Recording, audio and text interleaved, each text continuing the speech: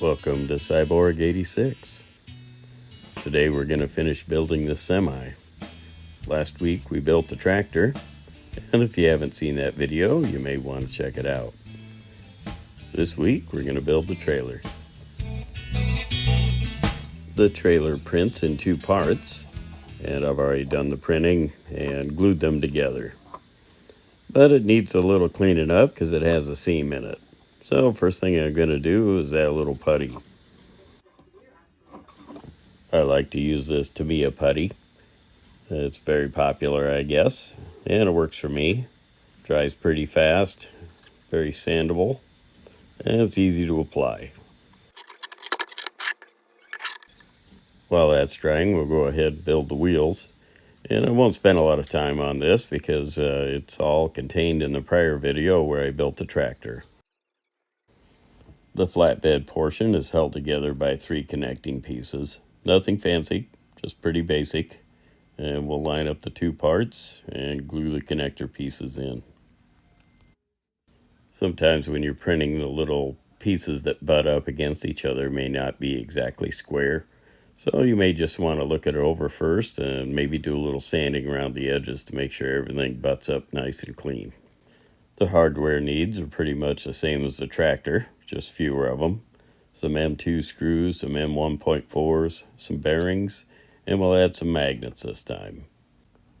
There are little insets that fit the magnets. You can find the link in the description to get the size of hardware you need, including the magnets. And if you're just building the flatbed and not the box, the magnets are not needed.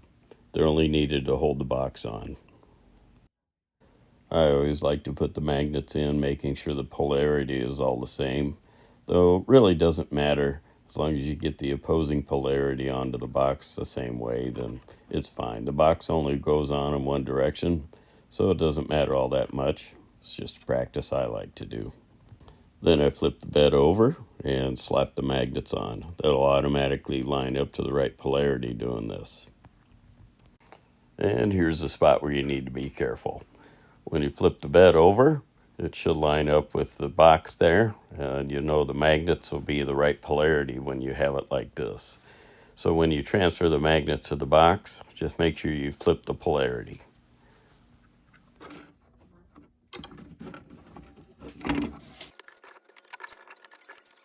I like to do a quick check to make sure the polarity is correct before the glue dries. Gives you a chance to recover. I've already inserted the bearings into the wheels, just using the method that I used in the last video where I built the tractor. Just make sure the bearings are all the way in. The trailer comes with a rear bumper, and it just glues in. You can decide to mount it all the way back or slide it in a little bit, your choice. For the hitch pin, we'll use a M1.4 screw, 6mm length. 5 will work too, just depending on how far you screw it in. The axles work the same way on the trailer as they do on the tractor. So if you haven't seen the tractor build video, maybe go check that out if this isn't clear to you. But it is pretty straightforward. A 5 or 6mm screw is plenty long to attach the axle. There's plenty of room to screw into the back of the semi, so if your screw's a little longer, that's okay too. Well, if you do decide to build this thing, I hope you give me some feedback, and feel free to make improvements. I've been doing this just a short while, and I have some very basic skills.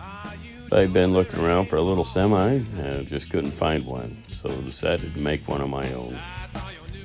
And Miles is taking it out for a spin, breaking in his new truck.